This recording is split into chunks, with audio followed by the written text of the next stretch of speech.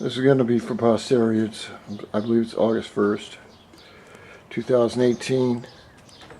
This is my wife's new car. She went out and picked it out herself. She could have got a used one, but she wanted to get a new one.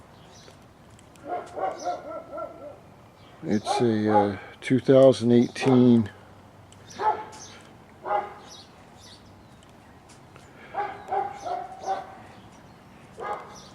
RAV4, the dog in the background.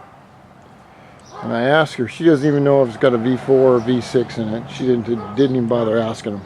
They love these women at these car dealerships.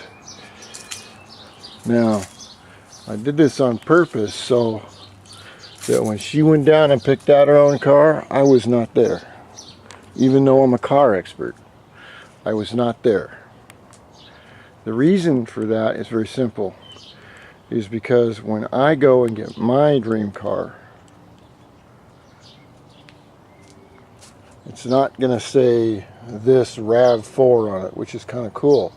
It's going to say Dodge GTS or GTA Viper. And when I bring it home, she starts to bitch about it, I'm going to say, well, hey, you got your car. She says it's our car. Even though if it's our car, I have to ask her permission to borrow the keys because it's our car.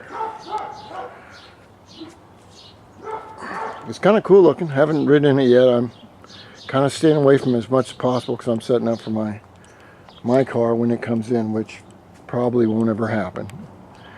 A used Viper, even one that's 2 or 3 years old, is probably $80,000. I mean, I don't know. I never looked into one. I just know that a new one costs a lot of money, but I'm just the kind of guy, a DIOSpeedDEMON, that if you're going to do something, you might as well do it right. And if you're going to buy a dream car, you might as well spend the money and live a little bit at 140 miles an hour.